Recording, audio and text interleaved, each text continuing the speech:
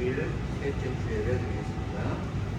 전능하사 천지를 만드신 하나님 아버지를 내가 믿사오며 그 외아들 우리 주 예수 그리스도를 믿사오니 이는 성령으로 잉태하사 동정녀 마리아에게 나시고 본디오 빌라도에게 고난을 받으사 십자가에 못 박혀 죽으시고 장사한 지 사흘 만에 죽은 자 가운데서 다시 살아나시며 하늘에 오르사 전능하신 하나님 우편에 앉아 계시다가 그리로서 산 자와 죽은 자를 심판하러 오시리라. 성령을 믿사오며 거룩한 공예와 성도가 서로 교통하는 것과 죄를 사하여 주시는 것과 몸이 다시 사는 것과 영원히 사는 것을 믿사옵나이다. 아멘. 성경 말씀 보겠습니다. 성경 말씀은 히브리서 5장 11절에서 14절까지의 말씀입니다. 신약성경 357페이지 히브리서 5장 11절에서 14절까지의 말씀을 제가 봉독해 드리겠습니다. 멜기세덱에 관하여는 우리가 할 말이 많으나 너희가 듣는 것이 둔함으로 설명하기 어려우니라. 때가 오래되었으므로 너희가 마땅히 선생이 되었을 터인데 너희가 다시 하나님의 말씀의 초보에 대하여 누구에게서 가르침을 받아야 할 처지이니 단단한 음식은 못 먹고 젖이나 먹어야 할 자가 되었도다. 이는 젖을 먹는 자마다 어린아이니 의의 말씀을 경험하지 못한 자요. 단단한 음식은 장성한 자의 것이니 그들은 지각을 사용함으로 연단을 받아 선악을 분별하는 자들이니라. 아멘. 우리는 삶을 살아가는 내내 배움의 연속적인 삶들을 살아가고 있습니다. 누구나 모든 것들을 완벽하게 알지 못합니다. 그렇기 때문에 계속 배워야 하고 배움은 끝이 없습니다. 어느 전문 분야에 있어서도 그렇고 또 우리가 모르는 것들이 세상에 너무 많습니다. 배우는 자가 있다는 것은 또 누군가는 가르치는 자도 있습니다. 가르치는 자가 보람있고 기쁠 때가 언제이겠습니까? 분명히 배우는 자, 자기에게 가르침을 받는 자가 성장할 때, 배운 만큼 그것을 깨닫고 또 운동 같은 것이라면 배운 만큼 그것을 행할 수 있을 때 그때 보람을 느끼게 될 것입니다. 세상의 일만 그런 것이 아니라 신앙생활도 마찬가지입니다. 신앙생활도 계속해서 공부해야 되고 배워야 하고 성장해야만 합니다. 어린아이야 그들이 젖을 먹고 어린아기는 얼마나 귀엽습니까? 하지만 세월이 흐르고 시간이 흘러가는데도 전혀 자라지 않는다면 그것은 정말 안타까운 일입니다. 신앙도 때가 되면 자라야 되고 성숙해야 되는데 계속 제자리에 있다면 우리의 스승이신 예수님께서 하나님께서 얼마나 안타까워하시겠습니까? 그러므로 우리는 계속 자라가야 합니다. 이 히브리서는 사실 신앙적인 갈등 속에 있는 그리스도인들을 향해서 쓴 편지. 지금 기독교를 계속 믿어야 할까?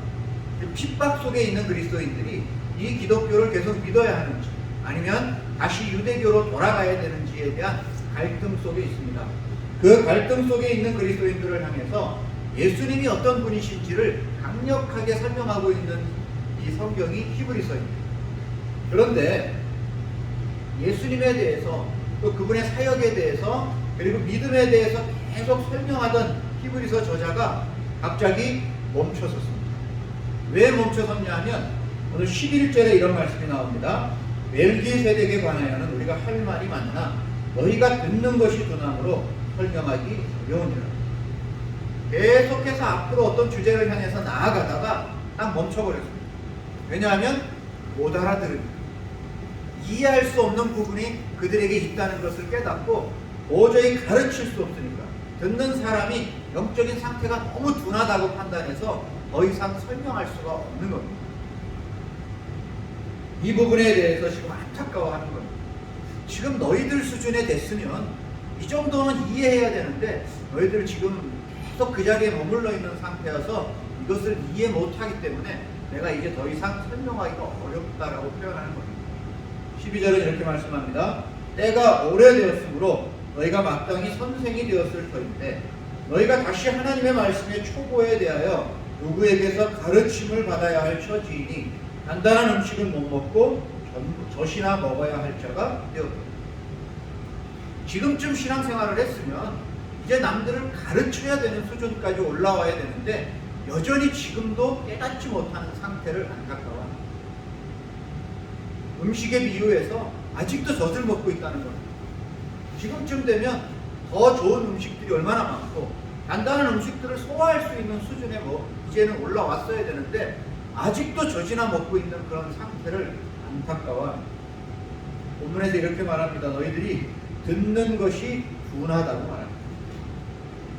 듣는 것이 둔해서 간단한 신부를 못 먹는 그런 어린아이의 신앙생활을 하고 있다는 겁니다. 이 듣는 것이 둔하다는 말은 게으르고 우둔하다는 말입니다. 더 열심히 무언가를 깨닫기 위해서 노력해야 되는데 노력을 하나도 안 하고 계속 그 수준에 머물러 있어가지고 간단한 음식을 못 먹는다는 겁니다.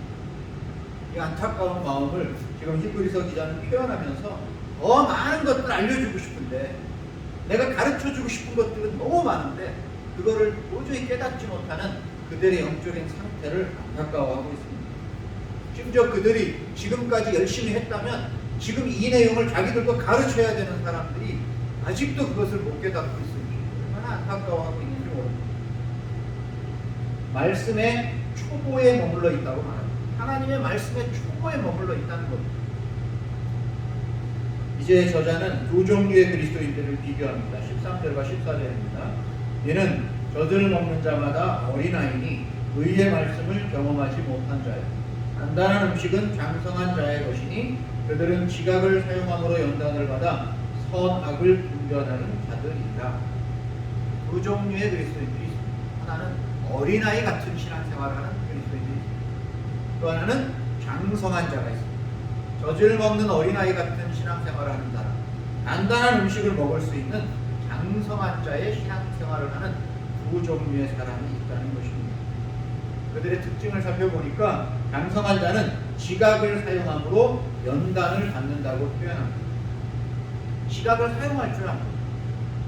연단을 받았기 때문에 인내하고 참고 노력하고 열심히 최선을 다해서 하나님 말씀에 대해서 깨닫기 위한 그런 수고들을 했기 때문에 자기들의 지혜를 제대로 활용했기 때문에 지금 그들의 수준에 머무를 수 있었다고 계속해서 올라갈 수 있었다고 이렇게 표현을 하고 있는 것입니다. 6장 초반에 보면 초보적인 교리들을 쭉 설명하고 있습니다. 죽은 행실을 회개함, 하나님께 대한 신앙, 세례, 안수, 죽은 자의 부활, 영원한 심판 이런 것들에 대해서 계속 머물러 있는 겁니다. 그것을 뛰어넘어야 되는데 이 교리적인 부분이나 하나님 말씀에 대한 부분들에 대해서 어느 정도 성숙해서 한 단계 업그레이드 시켜야 되는데 맨날 그것에 머물러 있어서 그걸 이해하지 못하고 또 가르쳐야 되고 또 가르쳐야 되고 신앙생활의 초보에 계속 머물러 있는 그들을 안타까워하고 있는 것입니다. 똑같은 걸 반복적으로 듣고 있는 겁니다. 더 이상 나아가지 못하는 이런 상태에 있는 자들을 안타까워하고 있는 것입니다. 영적 성숙은 선택이 아니라 필수입니다. 선지자들도 구약시대의 선지자들도 하나님께 받은 어떤 예언의 말씀을 받고 그것들을 백성들에게 전합니다. 하지만 그런 내용들을 선지자들은 이해하지 못할 때가 있습니다. 왜냐하면 메시아에 대한 예언, 앞으로 신약에 성취될 예언은 선지자들이 이해하지 못합니다. 그러나 하나님께서 예언하라고 하니까 예언을 합니다. 선지자들은 거기서 머물지 않고 자기가 받은 예언의 말씀을 계속 연구하고 공부하였다고 성경은 기록하고 있습니다. 선지자들도 그렇고 사도 바울, 베드로 사도들도 그렇고 계속해서 연구하라고 초보에 머물지 말라고 성숙해야 된다고 계속 말하고 있습니다. 날마다 자라가야 합니다. 우리는 신앙적인 부분에서 머물러 있으면 안 됩니다. 성경은 말씀합니다. 먼저 된 자가 나중 되고 나중 된 자가 먼저 된다고 말합니다. 신앙의 원리는 한순간에 뒤집어지는 것입니다. 우리가 방심하면 결코 안 됩니다. 게으르면 안 됩니다. 더 열심을 내어서 최선을 다해서 하나님 말씀을 듣고 우리가 스스로 연구하고 공부해서 신앙의 초보에 머물지 말고 겉만 먹지 말고 간단한 음식도 다 소화시킬 수 있는 그런 믿음의 장성한 자리 되시기를 주님의 이름으로 축원합니다. 기도하겠습니다. 언제나 우리를 사랑하시는 하나님 아버지, 하나님께서 우리를 하나님의 자녀 삼아주셨을 뿐만 아니라 지금도 여전히 우리를 지키시고 우리에게 영광 받기를 원하십니다. 하나님의 그 사랑을 우리가 깨닫고 하나님이 원하시는 삶을 살기 위하여 하나님의 뜻을 더 깨닫기 위하여 노력하고 더 장성한 신앙인으로서 살아가기를 우리가 소망합니다. 그렇게 살도록 올 한 해 더 하나님께서 우리에게 인내를 주시고 또 하나님 앞에 더 성실하고 꾸준한 모습으로 자라가는 한 해가 되게 하여 주옵소서. 예수님의 이름으로 기도드리옵나이다. 아멘. 소식을 전하겠습니다. 계속해서 우리가 2021년에는 여호와를 알기 위해서 같은 본문으로 성경을 통독해 나아가고 있습니다. 우리가 지금 함께 모여서 예배는 같이 드릴 수 없었지만 이 말씀을 통해서 더 자라나가는 그런 삶들을 계속해서 살아가기를 바랍니다. 네, 어제 또 이렇게 코로나와 관련해서 정부의 발표가 있었습니다. 그래서 내일부터는 대면 예배가 허용이 되는데 교회 좌석 수의 20%까지는 참석할 수 있는 그런 정부의 방침이 어제 발표되었기 때문에 다음 주일부터는 우리가 함께 모여서 예배를 드리도록 하겠습니다. 그동안 우리가 많이 안타까우셨을 텐데 다음 주부터는 교회 녹화가 아니라 직접 함께 모여서 예배를 드리도록 하겠습니다. 축도로 6월 셋째 주 예배를 마치도록 하겠습니다. 이제는 우리 주 예수 그리스도의 크신 은혜와 하나님의 사랑하심과 성령의 교통하심이 오늘도 하나님의 자녀로서 한 걸음 한 걸음 더 성장하기를 소망하며 더 하나님의 말씀을 듣기를 간절히 소원하는 하나님의 모든 백성들 위해 이제로부터 영원토록 함께 있을지어다. 아멘.